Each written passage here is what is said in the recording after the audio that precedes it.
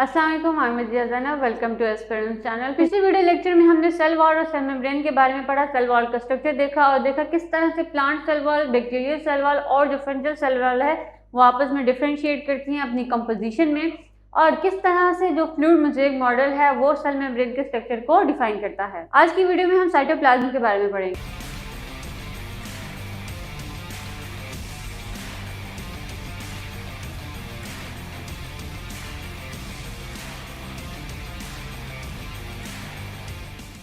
तो स्टार्ट करते हैं हम साइटोप्लाज्म से। उससे पहले हम एक टर्म डिस्कस करते हैं जो हमारे पास क्या है, प्रोटोप्लाज्म। ठीक है, प्रोटोप्लाज्म कहते हैं living part of the cell. ठीक है, सेल के अंदर जो लिविंग पार्ट होता है उसको हम प्रोटोप्लाज्म बोलते हैं। और फिर प्रोटोप्लाज्म को हम दो में डिवाइड करते हैं, एक हमारे पास क्या है न्यूक्लियस और दूसरा हमारे पास क्या है साइटोप्लाज्म। आज जो हम वीडियो में डिस्कस करेंगे वो हमारे पास साइटोप्लाज्म। साइटोप्लाज्म क्या है, वो लिविंग एरिया है जो सेल मेम्ब्रेन, ये जो न्यूक्लियर मेम्ब्रेन है उससे और जो सेल मेम्ब्रेन है उसके दरमियान जो डिस्टेंस होता है, इस पूरे को हम क्या बोलते हैं, साइटोप्लाज्म। अगर अब हम देखें तो प्रोकैरियोट्स और यूकैरियोट्स में जो साइटोप्लाज्म है वो दोनों में कॉमन है। ठीक है, बस उनमें डिफरेंस ये है, प्रोकैरियोट्स में जो साइटोप्लाज्म के अंदर कुछ मेम्ब्रेन बॉन्डेड ऑर्गेनेल्स होती हैं वो प्रोकैरियोट्स में प्रेजेंट नहीं होती, लेकिन यूकैरियोट्स में प्रेजेंट होती है।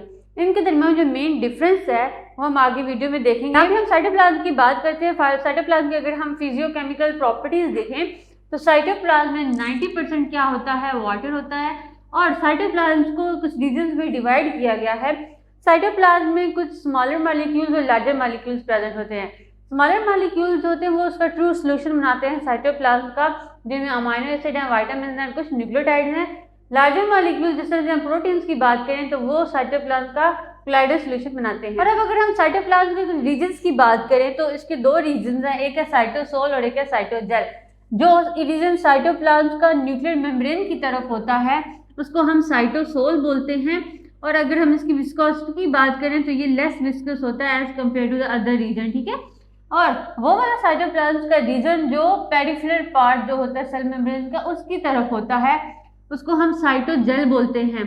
और इसकी जो विस्कोसिटी होती है वो ज़्यादा होती है as compare to the cytosol. ठीक है, इस वजह से साइटोसोल है उसको हम जो क्या बोलते हैं, ट्रू सोल्यूशन भी बोलते हैं।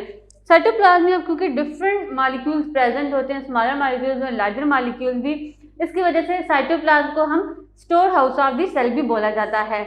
अब साइटोप्लाज्म जो ज़्यादातर जो पार्ट होता है एसोसिएट करता है with storage of the molecules, वो एसोसिएट होता है हमारे पास साइटोजेल। ठीक है, ये उससे एसोसिएट करता है।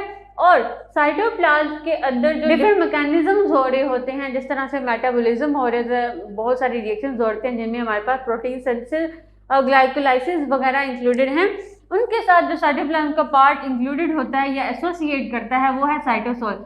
सारे ज़्यादातर जो भी मेटाबॉलिज्म के रिएक्शंस हो रहे होते हैं वो साइटोसोल में हो रहे होते हैं, साइटोप्लाज्म का ऐसा पार्ट है। और जो बाकी स्टोरेज ऑफ मॉलिक्यूल्स है उसके साथ हमारा साइटोजेल एसोसिएटेड होता है।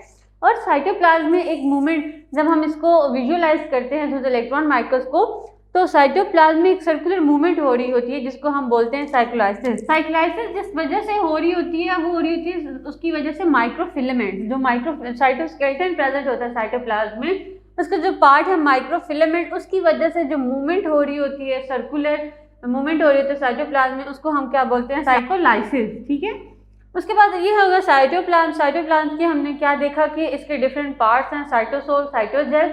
और साइटोप्लाज्म के अंदर बहुत सारी मेम्ब्रेन बॉर्डर्ड ऑर्गेनेल्स प्रेजेंट होती हैं जिसमें हमारे पास mitochondria, endoplasmic reticulum, chloroplast, plasmids, lysosome, peroxisome, glycosome और बहुत सारी ऑर्गेनेल्स प्रेजेंट होती हैं। तो ये था हमारा आज का लेक्चर जिसमें हमने साइटोप्लाज्म के बारे में उसके डिफरेंट पार्ट्स को देखा। आप हमें फेसबुक के पेज पे फॉलो भी कर सकते हैं और व्हाट्सएप का ग्रुप भी ज्वाइन कर सकते हैं जिसका नंबर आपको डिस्क्रिप्शन बॉक्स में मिल जाएगा।